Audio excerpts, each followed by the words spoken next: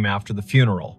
They folded the flag for him at the little brick church on Ellsworth Avenue, and the wind tried to take it twice before the honor guard's hands persuaded it to behave. It was a raw Thursday in late January in a river town in southeastern Ohio, the kind of cold that makes sound travel farther than sense. The man in the casket was Eamon Ridge, a volunteer firefighter and the sort of neighbor who shoveled 2 extra porches without mentioning it later. The service ended at 4, the last handshake landed at 4:20, and by nightfall, the street had gone back to being only a street. At 9:13, Leora Penn took her seat at the county dispatch console, slid on her headset, and watched the board come alive. At 9:31, the line marked 911 flashed with a familiar number. His number, the man everyone had just buried. Before we begin, tell me, where are you listening from and what time is it there?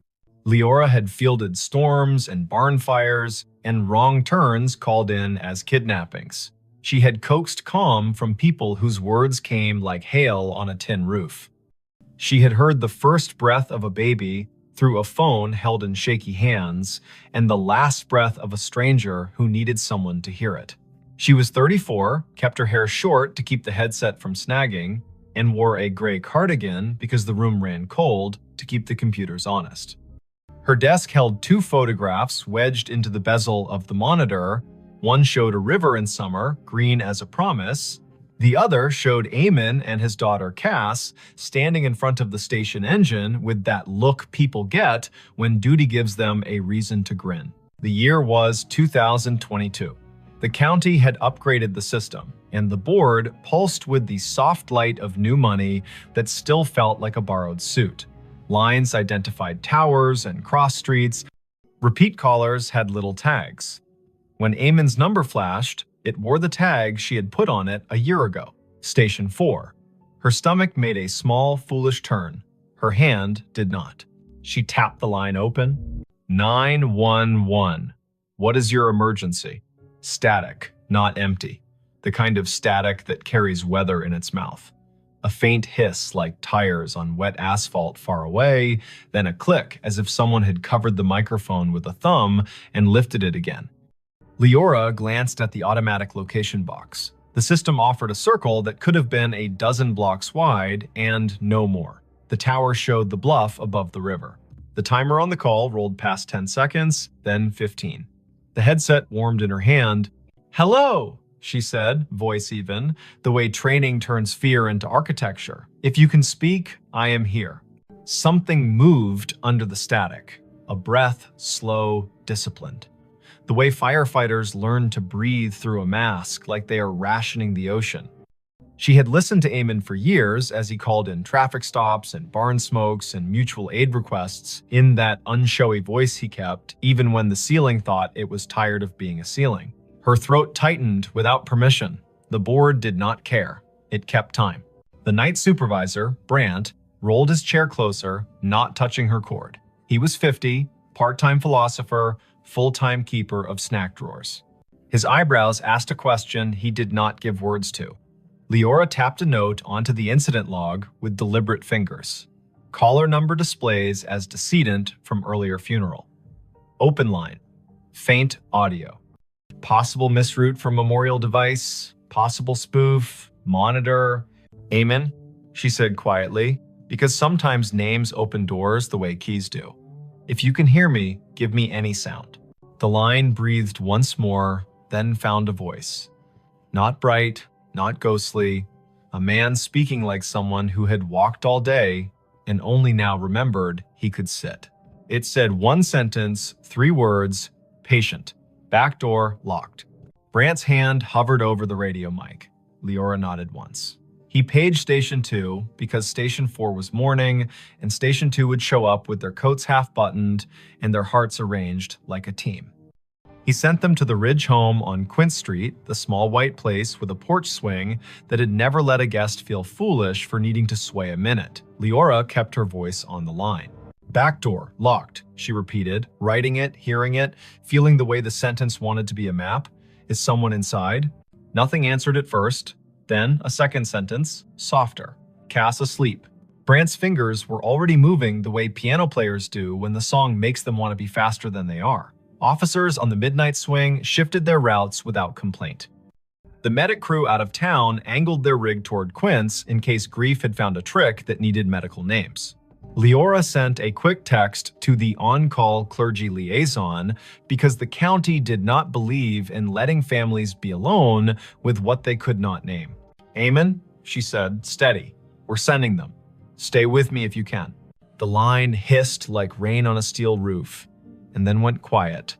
Not the click of a hang-up, the kind of quiet a room makes when a story finally sits down. The call timer rolled to 1 minute 23 seconds, then stopped. Disconnected, the board told her, cheerful as a toy that believes its work noble. Brant opened his mouth and then closed it. He reached for his coffee and decided it was the wrong kind of night for coffee and reached for water instead. Leora sat very still for a moment and felt the way adrenaline stands up in your body and refuses to sit until you give it a task. She gave it the task of listening. The lines danced with ordinary need. A possum in a kitchen. A husband who had cut his hand on a jar. A neighbor who had heard a window break and then realized it was the television. Her hands did their work. Her ear held a room for the line that had gone quiet. Officer G. Park radioed in first. Voice crisp. Tires crunching on salt in the street. Unit 3-1. Quince Street. Back porch light on. Back door indeed locked. Copy request to knock. "Copy," Leora said, hearing her own voice make simple shapes. "Proceed." There are knocks that sound like questions and knocks that sound like the start of a fight. Officer Park knocked like a person who has played in a string quartet. Firm, meticulous, willing to wait between knocks. Leora heard the long, thin silence on the open radio channel that means everyone has decided to breathe in sync. A porch swing creaked, whether from wind or memory. Then Park again, softer. Visual on subject in living room. Teen. Asleep on couch. Television on mute. No visible distress. We are making entry. Park called the locksmith number taped to his visor, because there is always one, and he also called the small cheat that officers inherit, which is to lift the back door on its tired hinges when you turn the key the wrong way. The door opened, a floorboard confessed itself. Park moved through a small kitchen that smelled like heat and spice and thyme. He said, quiet as a blessing, "Cass, it's G, it's me." The girl woke with that rough sound grief makes when it has only just let go for half an hour at last. "Back door," Park said into his shoulder mic. "Locked, now secured." Subject breathing, oriented, tearful, says she fell asleep and forgot the back after the last aunt left. She says her dad would have said it. She says she heard him say it sometimes, even when he was alive, when she forgot. "I'm locking up, then staying here until her aunt returns." The call had been the little bridge a county makes when one house cannot manage all its doors alone. Leora typed. She logged, she breathed. She answered a call about a siren that would not stop on a fire alarm panel, which is a call that can ruin a night or return it to its usable shape. She told Brant she needed 30 seconds, stood up from her console, walked to the stainless sink by the break room door, and washed her hands as if she had been in a kitchen that required respect. At 10:48, the line lit again. Same number. The board did not know how to feel about that and chose its usual indifference. Leora took it. 911. A voice lives inside a headset after a while. The nerves learn routes, the body decides where to keep the sound. The phrase came through low and clear. Basement. Pilot light. She did not hesitate. She sent the fire crew already on Quince next door. She told Park. She told the aunt, who had come breathless from her own house 3 blocks away, that they were going down the cellar stairs for the little square of flame that keeps a winter from doing more harm than good. She heard Cass in the background say, without fright, he always listened to the furnace like it was trying to tell him a joke. Engine 3 called in. Pilot light out. Gas smell minimal. Windows open. Relit. Carbon monoxide monitor registers safe. A firefighter Rowe, who had once done stand-up for exactly 2 open mic nights, and then decided his comedy belonged in the bay with his coworkers, added gently, Whoever called this in has good ears. The board calmed, the town kept its little noises, the river told the ice what to do, and the ice obeyed or not. Leora's shift slid past midnight.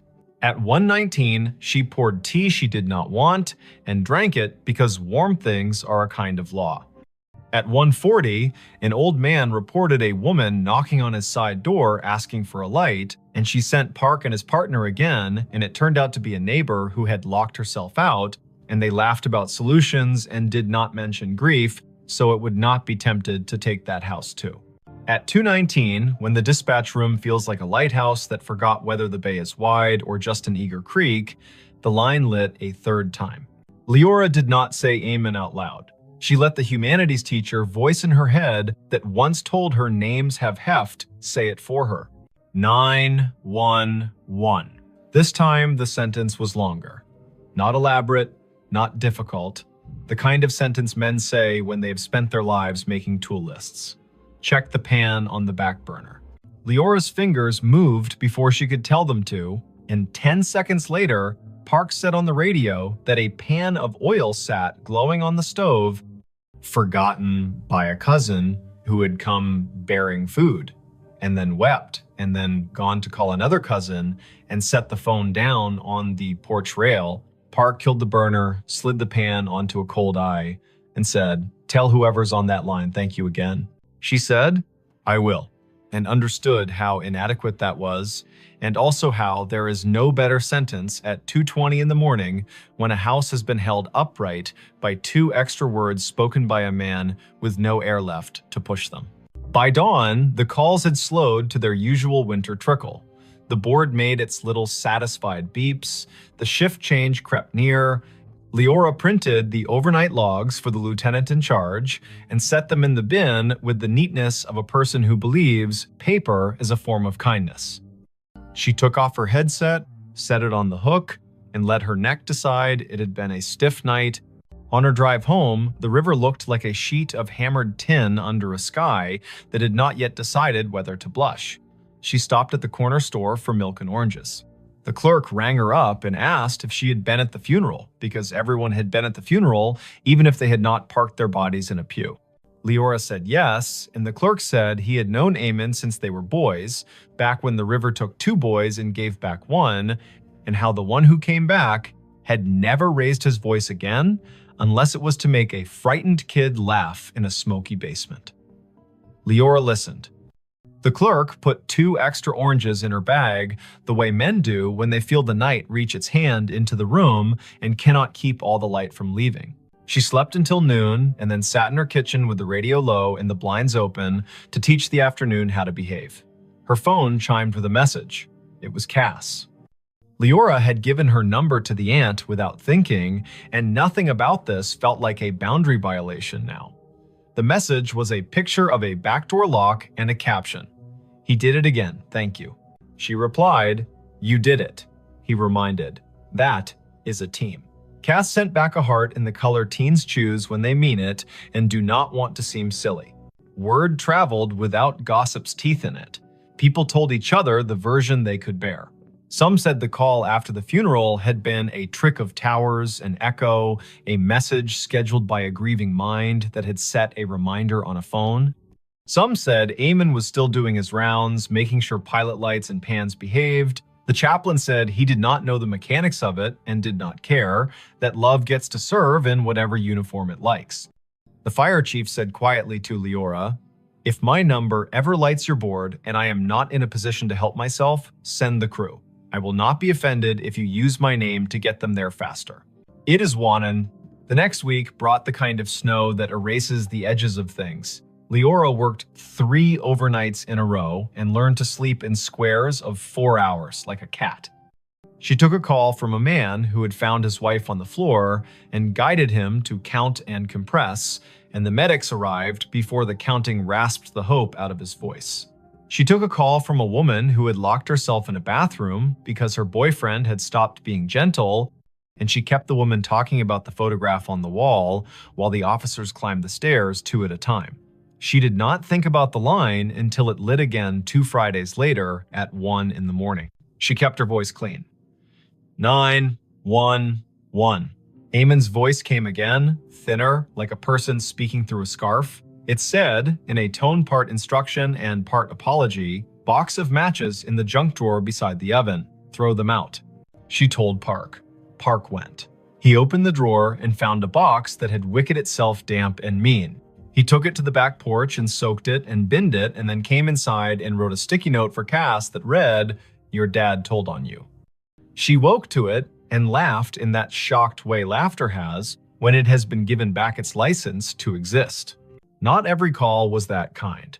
Once, the line connected, and all Leora could hear was faint wind and the hollow tick of a cooling engine, and she understood, without needing the lieutenant's later confirmation, that this had been the night the station bays opened, and Eamon's truck had been driven back from the long, slow procession, and the engine had clicked in that language. Machines use to admit fatigue.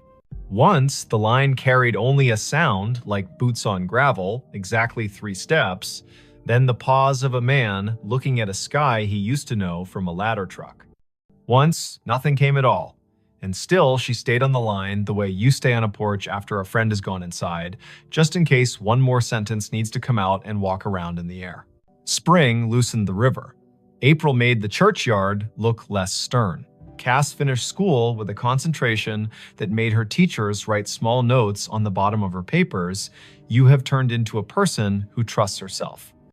Leora saw her at the station on an open house Saturday, and the girl hugged her the way nieces do their aunts without asking for the right to be related.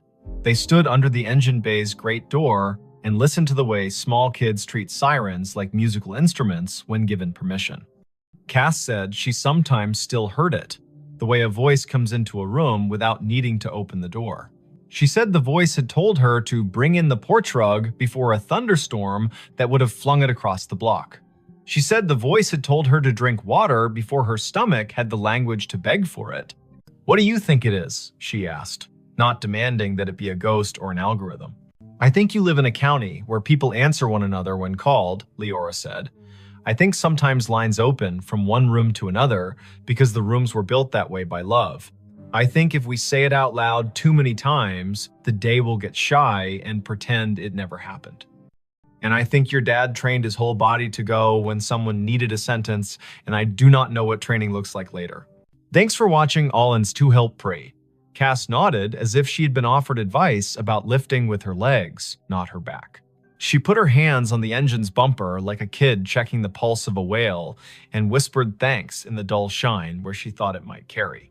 The last call came in July, on a night that smelled like cut grass and the electric promise of storm. The board was quiet. Brant had his feet crossed at the ankle, the way he did only after midnight when the county behaved. The line lit. Leora took it with the care of a person accepting a candle in wind. 911. There was no static, no breath, only a single word, perfectly ordinary, soaked in a patience she would remember until the last hour of her life. Enough. "Enough what?" she asked. Back straight, pencil ready. The word came again. A thought set gently on a table. Enough.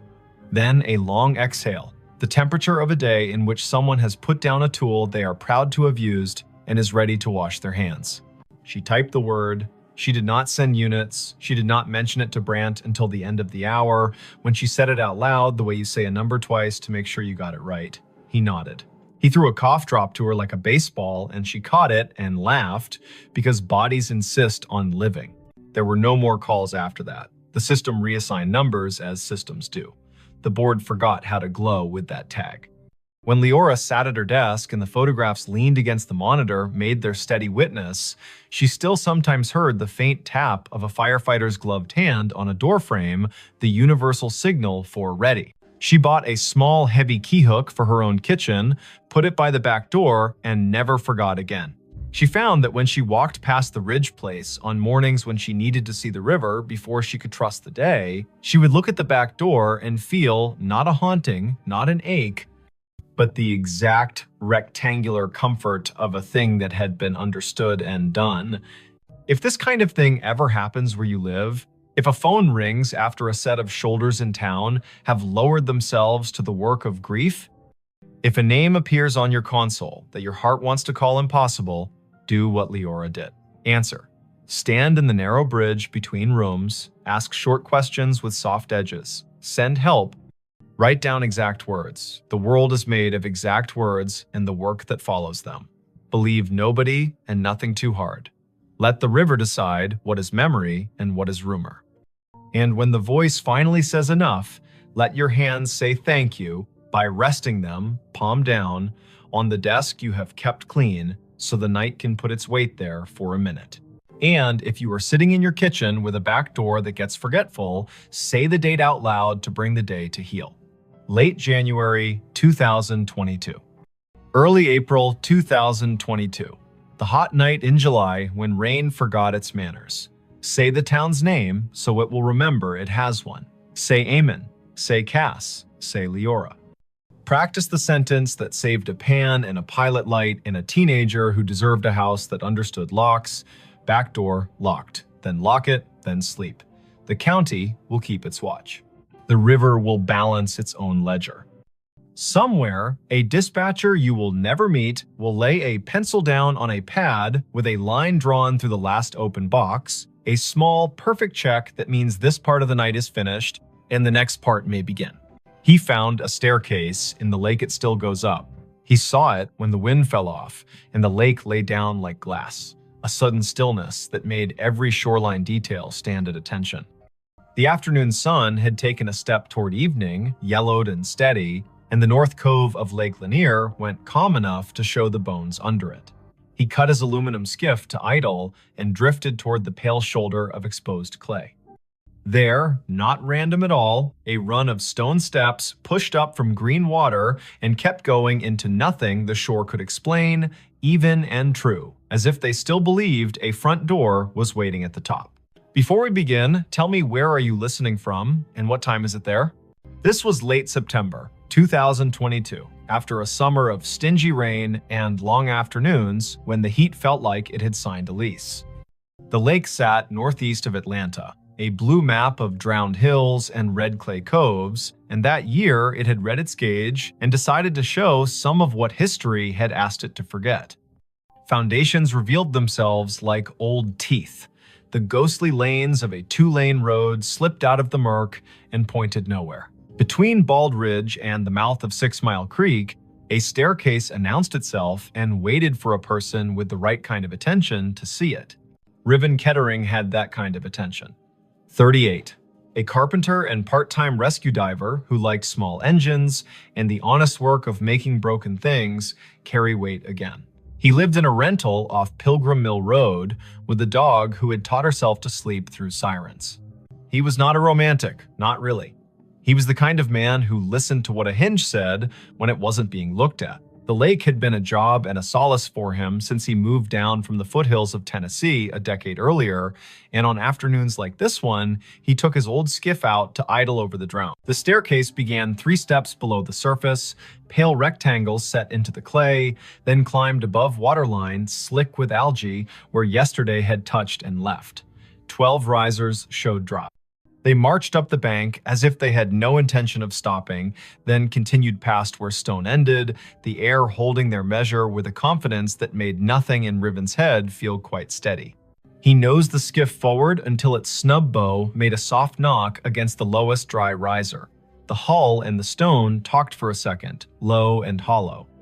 He stood, keeping knees loose, eyes at a level where you can decide a thing without pretending it's not, pretending you first.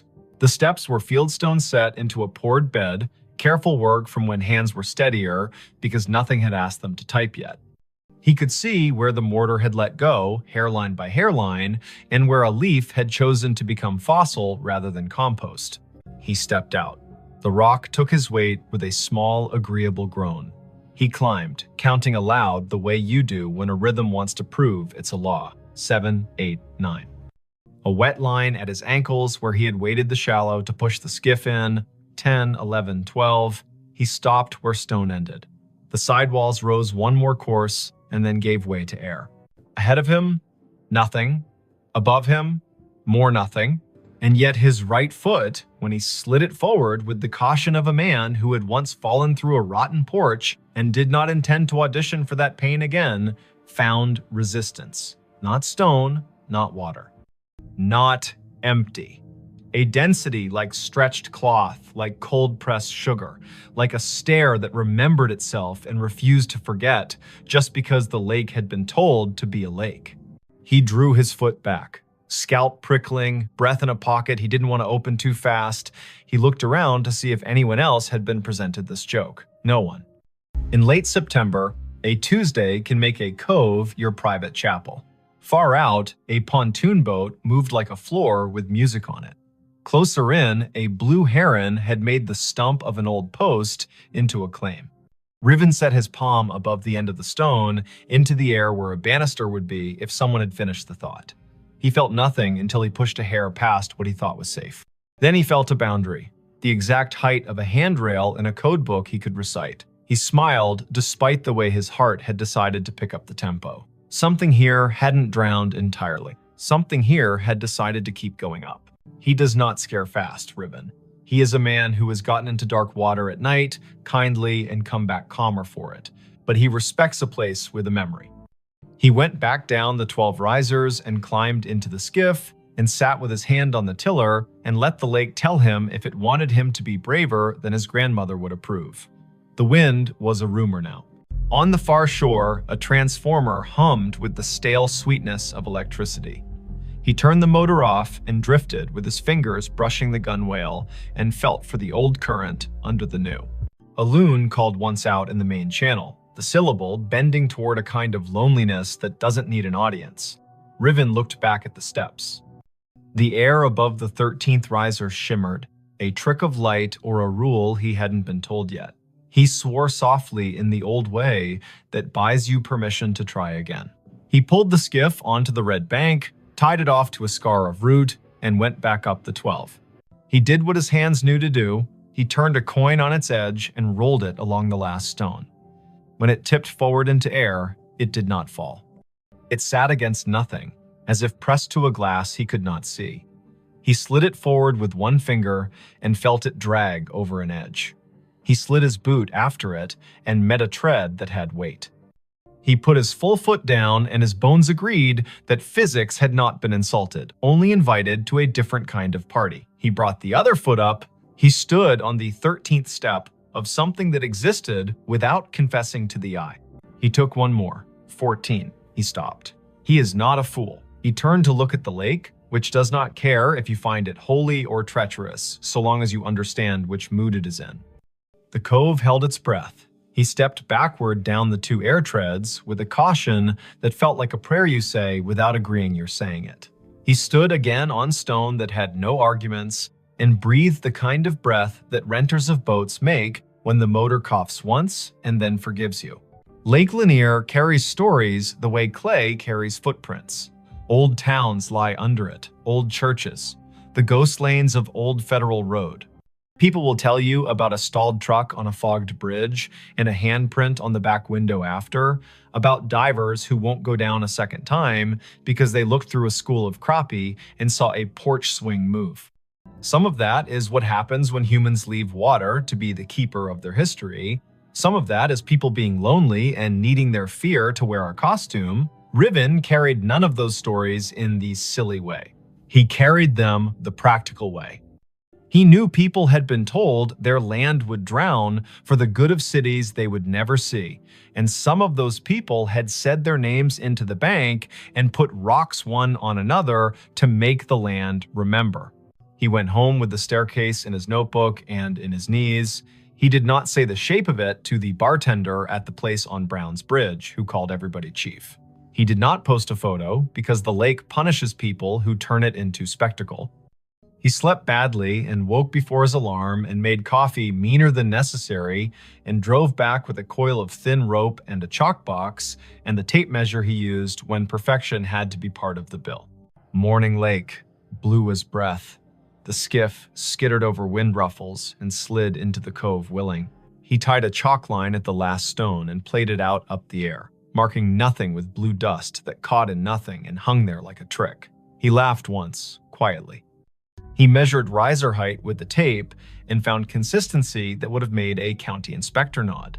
He tied a loop in the rope and lowered it down the near face of the steps. The loop sat against an invisible edge and held, not tight, not loose, as if politely told to wait. Half an hour went by that way. Numbers, angles.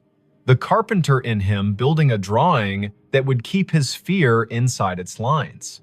When he finished, he sat with his back against the sidewall and let his head find the cool of stone that had learned shade.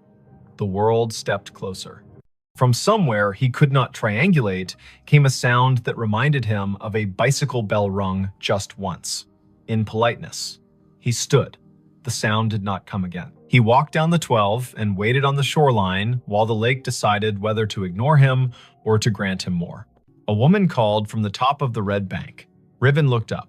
She was tall and rangy, mid-40s, wearing the kind of straw hat that makes a person look like they know how to move in weather. She carried a camera with a strap that had been repaired twice and a notebook bulging with the kind of paper that did not come out of printers. She introduced herself with a grin that answered questions he had not asked. Mara Clary. She ran a small outfit that mapped drowned towns and grave relocations for counties that cared to admit their forgetting. She had a copy of the Army Corps' old charts and a habit of showing up where the lake loaned the present to the past. "I've been told you've got steps," she said, "and that they keep going up." He wanted to ask who had been talking.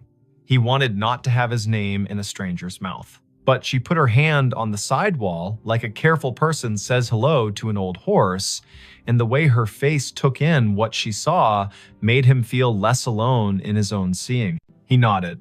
He told her his name and the number of air treads he'd let himself trust. She whistled low. "Lanier tells on itself every few years," she said. "Eyes on the shimmer above the 13th. But I haven't seen it do this. Fieldstone, that would have been a front walk probably. Or the stairs to a porch. You can tell from the way these aren't as steep as church steps. And there would have been a dog who slept halfway up until someone came home at supper." "Everyone says that about any porch," he said, smiling despite himself. "Only because it keeps being true," she said, and laughed like a sound the cove had missed. They measured together, she took photos, he held a stick out over the air risers and watched the end bounce against nothing. They left offerings the old way. He peeled the paper off a peppermint and set it on the third stone step.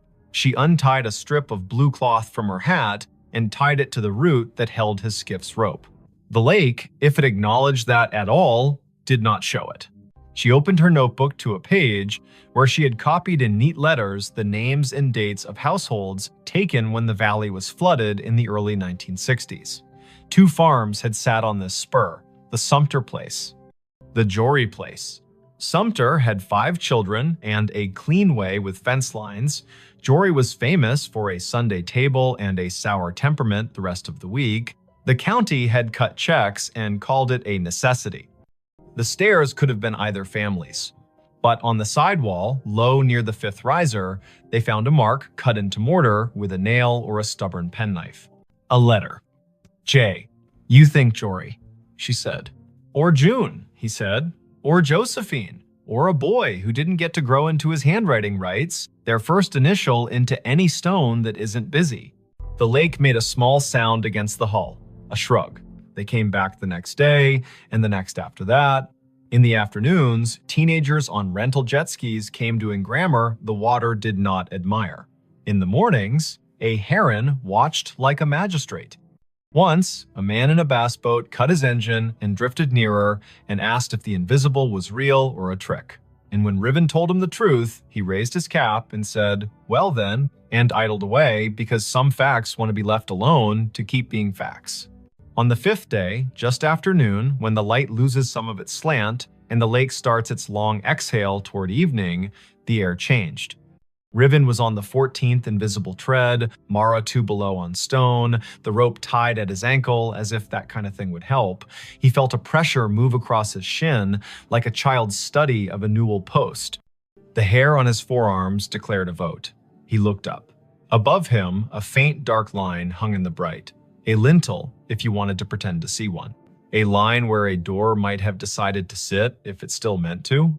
He lifted his hand slowly and let it hover. It met resistance at the height where a latch would be if people had followed the same measurements here as they did in town. He pressed a fraction and felt the air give. Not much, not enough to invite him, only enough to say, "I know what you were asking for," and no. He withdrew his hand. He did not try again. He went back down and sat on the 6th stone step and put his elbows on his knees and let his head go heavy in the way of a man who knows the difference between a closed door and an answer. "Not today," Mara said, not unkindly. "Doesn't mean never." A storm ran around the rim of the lake that night and forgot how to come down.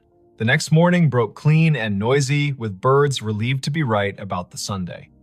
When they returned to the steps, the peppermint was gone. The strip of cloth whispered against the root when the wind remembered it. On the 4th stone riser, a line had been drawn in the red dust by a finger that had not belonged to wind. 4 short lines, 1 long. The way a person keeps track of days when they are doing a job no one else is counting, they looked at each other like people who have been included in a conversation without earning it. Mara wrote down the marks in that tidy, practical hand. Riven climbed to 14 again and did not press the air where the latch would be. He listened instead. It is an old trick. The more you don't demand to hear, the more willing a place is to say its piece. Somewhere above him, at the end of the invisible run, a sound came faint, almost an opinion. The scrape of a chair, foot against a wooden floor. Once, then a breath, remarkably ordinary, let out by someone who was done with a small effort and is pleased to have finished. He let his knees bend and went back down step by careful step. The county put out a notice, polite as a church lady, asking people not to climb anything that felt like absence. A man from the Corps came by with a clipboard and a caution that did not include humor and told them to rope the place from the bank. They tied a line and left it slack enough to be ignored by whatever needed to come and go. Mara logged coordinates and photographs and the exact color of the lichens on the sidewall. Riven made a drawing of the steps that showed the air ones the way you show trust, with dotted lines and a note that says, "As found." Word spread anyway. It always does when to leave a thing alone would be the more complicated form of love. A grandmother came and watched from the shade and told her granddaughter a story about the summer her brother rode a bike into a field that is now part of the lake and fell and did not cry, because corn leaves will cut you if you give them. An audience. A man in a Braves cap stood for a long time with his hands in the back pockets of his jeans and didn't tell anyone why his eyes kept the gloss they kept. A boy clapped once and apologized, and then asked if the staircase sounded like anything, and when Riven told him about the scrape and the breath, the boy looked toward the place where a door might be and whispered, "Thank you," like a student to a teacher who has handed out permission slips to freedom. On a Wednesday morning in early October, the lake rose 2 inches. The first stone step went green again. The 12th stayed dry. Riven set his palm to the sidewall as he had begun to do without design and said the names of the months out loud as if they were a key. Mara arrived late, hair in a bandana printed with little cranes, a thermos in one hand and a sheet of onion skin paper in the other, the thin kind that takes pencil and lets the stone's texture come up through. She rubbed the J, the nail-cut letter, and the tally marks. When she lifted the paper, the letter and the lines looked like a message written by someone whose words had to be rationed. She tucked the rubbing into her notebook with a care Riven recognized as kin to prayer.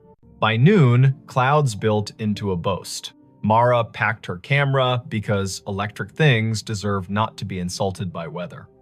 Riven untied the rope at his ankle and coiled it with the absent-minded competence of someone who likes ropes for the way they make order out of risk. The air above the 14th step felt different. Cooler, somehow. Denser. He looked up and wanted more than he would have admitted the week before to see something acknowledge him.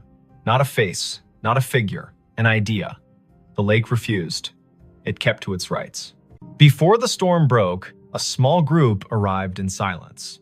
Not tourists, not thrill seekers. People in good shoes that did not belong to docks. A woman in a navy blazer. A man whose tie had been loosened by degrees and had stopped at 3.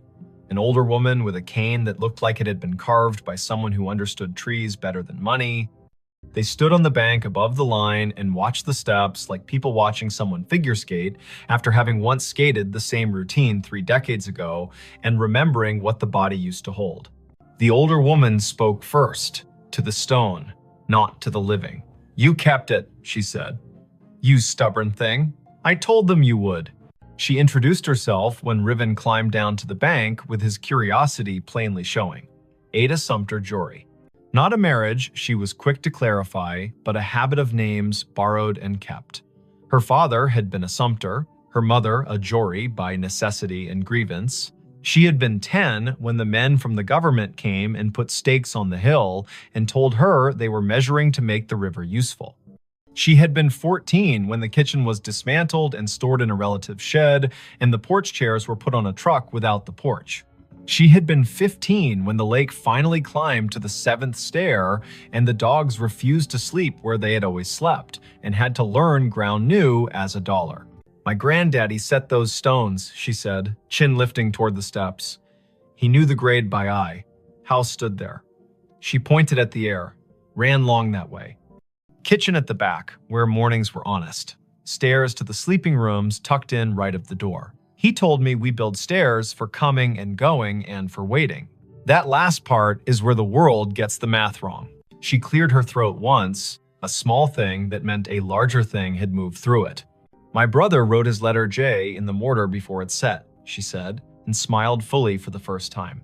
He was 5 and mad because he had not been allowed to carry a stone and needed to have done something the porch would remember. They watched the lake together as it considered which forenoon belonged to which afternoon. Mara showed Ada the rubbing, and Ada put her palm on the paper like a hand over a baby's sleeping flank. "He stayed mean," she said of Jory, but without any real heat. But he loved that stair. Sat halfway up when he had nothing to do and the weather had nothing to argue about. Played that little bell you keep hearing because he liked the neatness of a sound that stops when you take your finger off it. The storm arrived, they covered what needed covering, the skiff rocked and complained, and then remembered it had been in worse moods and calmed. The rain washed the red dust off the risers and gave them back their gray. The air cooled like a head turning on a pillow to the comfortable side. Ada walked down to the second step and touched it like the forehead of a child with a fever breaking. "Enough," she said to the rain, to the year, to the air that had learned to hold treads. In the weeks that followed, the staircase did what durable things do when they decide to belong to more than one story. It kept being itself. The lake rose and smudged the lower steps and then pulled back like a long breath returned. Riven kept coming because he had begun to like the feeling of leaving a place better than he found it by doing nothing but listening the way a well-made chair listens when a tired person sits. Mara wrote a piece for the County Historical Society that began with the sentence, "There are places we drown and places that refuse." Ada came twice more and told the stair her brother's best and worst. And once, on a bright Sunday, when the buzz of outboards sounded like cicadas pretending to be important, she brought a tin of biscuits and left one on the 3rd step because her mother would have called it manners. On a morning in November, the air thin and brisk, frost like pale sugar on shaded clay, Riven came alone. The lake had taken back an inch, the first 2 steps glowed green. He stood at the foot and waited the way you learn to wait when you've been given more than you asked and are smart enough not to get greedy. The wind came off the water and put its fingers through his hair with a familiarity he hadn't earned. Above the 14th tread, the line where a lintel would be shivered and then settled. He put his hand out at the height of a latch and did not press. "Thank you," he said to nothing and to something. He went home and made lunch and fixed a neighbor's sagging cabinet and walked his dog in the long honey of 4 o'clock. He slept that night without the lake climbing the stairs of his thoughts. He dreamed he was sanding a handrail he could not see and woke with the particular ache in his forearm that tells a man he did a good day's work in the world that matters and the one that does not need him but lets him in anyway. If you go out to Lake Lanier on a fall day after a long dry, when the wind has the courtesy to lie down and let the surface polish itself, you can find the cove if you know who to ask and you promise out loud not to bring a ladder. The staircase will be there, stepping up from water into air with the patience of a body that has learned not to argue with time. You can put your boot on the 12th stone and your breath on your rib cage and decide if you will push your foot forward into the space where the 13th waits. If you do, it will hold. Not because wonder owes you, but because someone set a measure here with care, and because sometimes the world keeps an old promise in a new element. Say the year out loud when you find it. 2022. Say the place by its names, Lanier and the valley it drowned. Say the people if you know them, Sumter, Jory. Say the letter on the wall, J. Say the noise a bicycle bell makes when a brother likes attention and the porch has all afternoon. If you leave something, make it small. A ribbon, a peppermint. A finger laid gently in dust to make a line that will blow away with the next weather. Walk back down, let your knees do what they were built to do. Put your hand on the sidewall the way you would on a friend's shoulder when leaving them on their own porch in the dark to listen to the crickets. The staircase will keep going up whether or not your eyes can follow it. It will keep its measure in the air. The lake will rise and cover the lower treads and then fall back and confess again. Boats will hum. Herons will judge. A woman in a straw hat will rub letters onto paper, and a man with a dog who sleeps through sirens will coil rope and listen. And somewhere under the calm skin of the cove, where red clay holds onto everything it can hold, a front door you cannot see will stay shut and not unkindly, practicing the hardest kind of hospitality there is, offering you a way to ascend and a way to wait, and trusting you to know which one belongs to you today. Her phone pinged at a grave with her name. The notification bloomed on her screen the moment her shoes left the gravel and slid onto the soft path between moss-dark stones. A small bell chime, bright as glass. A banner at the top. You have arrived, Edeni Hale. The words sat there as calmly as a weather app, as if the city had decided to label her the way it labels a bridge or a square. The place was Bonaventure Cemetery in Savannah, Georgia. Spanish moss hung in long, steady sentences from the live oaks. The river kept its secrets behind the bluff and breathed like a sleeping room. It was late afternoon on a Sunday in early November, the air cool enough to make her wish for sleeves and warm enough to forgive her for forgetting them. Before we begin, tell me, where are you listening from and what time is it there?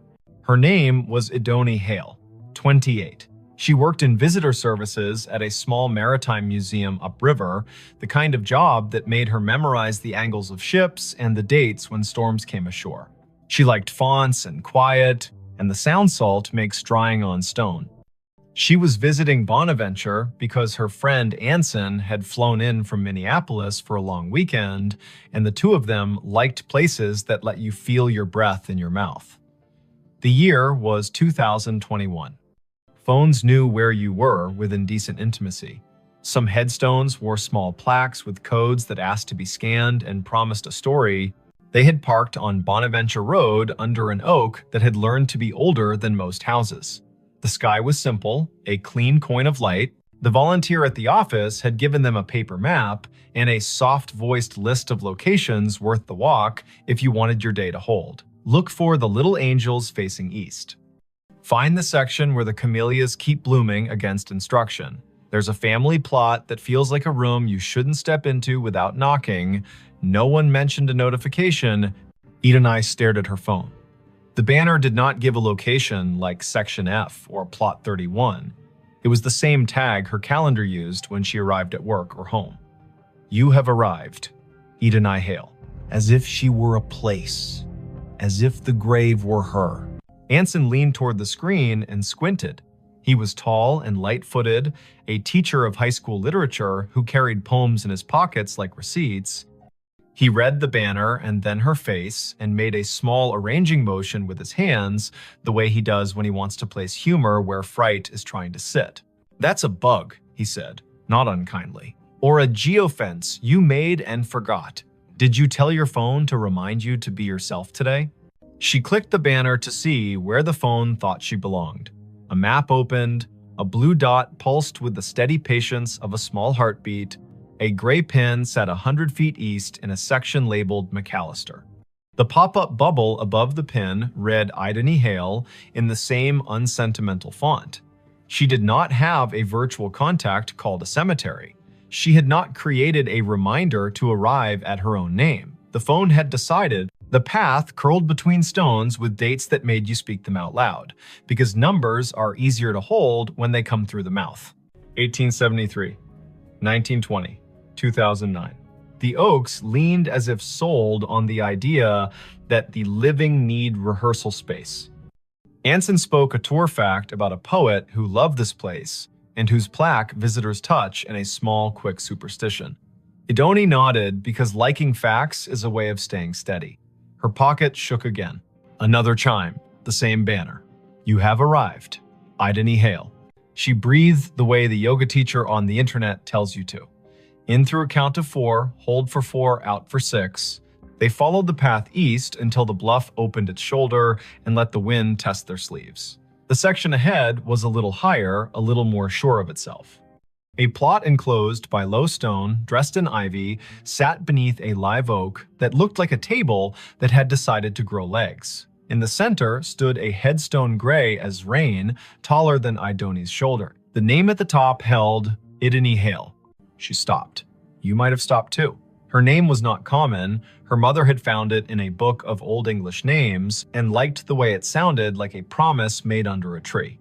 She had never met another Ideni. To see the letters in this order on stone felt like stepping into a movie where you have lines you did not audition for. Anson's hand found her elbow without a show of it. He had the sense not to say, wow, or are you kidding? He stood with her and let the river finish a sentence neither of them had started. The dates carved below the name were the first clean relief, 1974 to 2014, not hers. A woman 2 decades older, gone 7 years now. Under the dates, a line that read as Keeper of the Keys. The stone carried a small oval of glazed photo, a face with hair tucked back, eyes steady, a glint of a keyring at the edge of the frame. The oval was rubbed to a shine from fingers, the way love polishes small things while refusing to say it is love. On the right-hand corner of the stone, someone had bolted one of the new plaques with its little square of patterns. Scan to learn more. People who love story cannot resist a square that holds one. Ideni lifted her phone and let the camera see. A link opened without asking for anything. A page built by a memorial service company bloomed. At the top, the name again. Below, a small biography. A life lived with habits, upright and kind. A childhood in Chatham County. A long run as cemetery sexton. The last line read in a voice that felt like a woman sitting on a step with a mug and a warning and a grin. If you need something, tell the ground. It will tell me. While she read, the phone hummed again. Not a banner this time. A little circle pulsing at the top of the screen, the way maps announce a place with enthusiasm. The circle flashed once, then settled. Ideni swiped down to see the source, a calendar reminder with no category. White, titled simply, Arrived. Location, here. She had not written that. The phone, perhaps, had decided the day needed a label, or the small plaque had more to it than the page admitted. Anson said the woman in the photo had librarian eyes. He meant that as a compliment. He pointed at the keyring.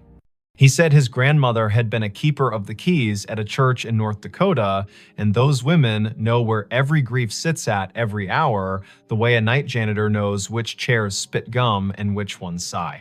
They stood a while. People walked past in respectful silence, guided by a docent's voice that held just enough theater to keep 15 people from wandering into their own daydreams. Spanish moss moved like thought repeating itself. A flake of light rose off the river and fell back as if it had changed its mind about being air.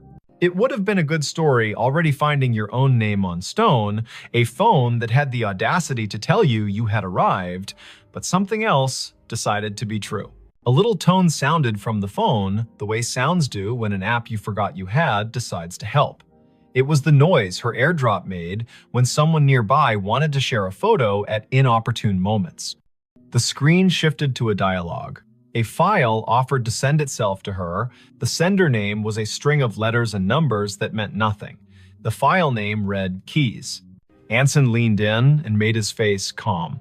"Decline," he said gently, "because strangers in public places with quick hands make tricks, and both of them work in museums and have seen every version of the human habit of testing boundaries." She hovered. Decline would be wise. Accept would be a dare. She pressed accept because sometimes you let stories finish what they start. The file downloaded. It was not a photo, it was an audio file, a minute 42 in length. The waveform showed it wasn't silence. She tilted the phone toward her own ear instead of speaker because you don't open a voice in a cemetery loud unless the voice has earned the right. Static first, then the sound of wind combing something thin, then a woman's voice, the age of a woman, who tells tools where they belong and expects cooperation. The voice said, "Dry as a towel and warm as a summer kitchen. If you are standing over me, child, and your name is mine, you can help me keep my promises. Put your phone on the stone and leave it be a minute. It will tell you where to stand next." Anson's eyebrows did a small jazz riff and then tried to behave. "Okay," he said softly, a word that meant, "I am here and I am not going to ruin this with cleverness." Ideni set the phone on the flat top of the headstone the way the voice had instructed. The screen slid into its lock. Her reflection replaced her.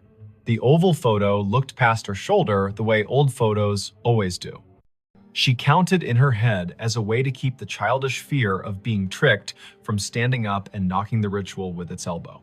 50, 60, 78. The phone buzzed once, she lifted it. The map opened of its own accord. The blue dot had moved nothing. The gray pin had changed. It labeled another grave 30 yards north with a name neither of them had seen on the paper map. Rosin Hale. A second name, another Hale. The first name was Welsh and not common here. They went because the day had asked enough times to be answered polite. The second stone stood lower, more modest. The granite, a color you could never find on purpose if you looked in a catalog. The dates were older, 1931 to 1999. The epitaph read, "She kept the gate lighted," and under that, in smaller letters, so faint you could only see them when the cloud put its hand over the sun, a line, Rosine was born. Rosine Idris. She married into Hale and stayed. Tell my niece if she comes through here that I see her when I count keys. I am not anybody's niece, Ideni said aloud, and then took a breath because she heard the defensiveness squirreled underneath. I mean, not hers. You might be more people's niece than you know, Anson said gently, a man who had grown up with uncles who weren't uncles and yet were more family than the kind that wears your face. They stood while the wind added a signature to the bottom of the page of the day. The river put its shoulder against the bank and leaned. The phone did not ping again for a while. A cardinal went from one branch to another with the purposeful speed of a person who knows where the parts are stored. A group of teenagers trailed an auntie through the lanes, popping gum in a respectful way, which is a regional miracle. Ideni looked up Rosin on the cemetery's database because when your heart gets odd, facts make a braid to hold on to. The database was one of those volunteer-built websites that carry the tone of a potluck where everyone brings a dish so exact it shames you for choosing salad. Rosin's entry was thorough. Born Rhonda Valley, came across with parents as a child, settled in Chatham County, married one Mr. Hale, worked checklist after checklist for the electrical union office, sang alto in church with the patience of an anvil, survived by no children, preceded by older brothers, all gone. Niece mentioned in an obituary in 1999 with no name given. Anson made a sound that meant the story had wiped its hands on his shirt and was ready to cook. The phone chimed once more, now with the tone her museum app uses when a beacon in an exhibit hands you a fact. She had turned beacons off last month because being interrupted by history while in history felt a bit like a stage whisper in a quiet theater. She had not turned beacons back on. The screen read, "A note is waiting." A map pinpointed the little brick building the cemetery uses as a workshop for the grounds crew. A path drew itself in blue between the Hales and the shop, like a string in a child's game. They went because keys that ask to be found deserve not to rust. The door to the shop was propped with a cinder block, the way doors are propped everywhere when the weather learns to be useful. A radio played a station that chose old soul and occasional baseball score updates. No one was at the counter. A bell stood there anyway, the kind that rings a sound like a glass penny. Anson rang it because he likes participating in obvious rituals. A man in his 50s with a badge that read August came in from the back, wiping his hands on a rag that had earned its keep. "You folks need a map?" he asked, then took a longer look at their faces and revised. "Or a minute." "We were by the hailstones," Idony said, and watched the way a man looks when a rhyme finds his ear and tells him it cares. August nodded. "Course you were," he said. "I keep an envelope for that family. Been waiting on who it's waiting on." He reached under the counter, where drawers have learned to hold what should not be lost, and brought up a large yellow envelope with a blue paperclip that had rusted a little by choosing weather. The envelope had 3 words on the front in tidy block letters. For the next Idony, heat went across her face like an honest light. August saw it and stilled. He handed her the envelope the way people hand one another babies, meaning well and moving slow. She opened it with her thumb. Inside, 3 items. A small brass key, old, not ornate, with teeth filed like a decision. A folded sheet torn from a spiral notebook, edges soft with years. And a wallet-sized photo of a woman in a blue work shirt with a name patch and a grin you could feel on your back like afternoon Sunday. The patch read, "Idony." The face belonged to the woman on the first stone. The note was written in blue ballpoint in a hand that pressed harder than paper deserves. It read, "Simple. For the next Idony in this county who can hear me the way a key hears a lock. My niece is out there." She won't say yes to the word niece because words are stubborn. She'll need to open the box in the old mausoleum we keep for tools and favors. The key is for the small door on the left. Lift on the latch while you turn. The box has what belongs to her and me and her grandmother. If she is standing at my stone with a phone, she will know that I know. Don't bring a crowd. Bring one friend who reads instructions with his eyes. Leave the key when you are done. We can count without hands here. "I'm not someone's niece," she said again, and heard how the sentence grew less certain with practice. Her mother's family tree began and ended in a different state. A line of women who told polite lies to spare one another the sharp edges and did their grief in broom closets. Her father had not survived long enough to name distant relations. He had left behind a bent screwdriver and a smell that her body still could find when a day asked.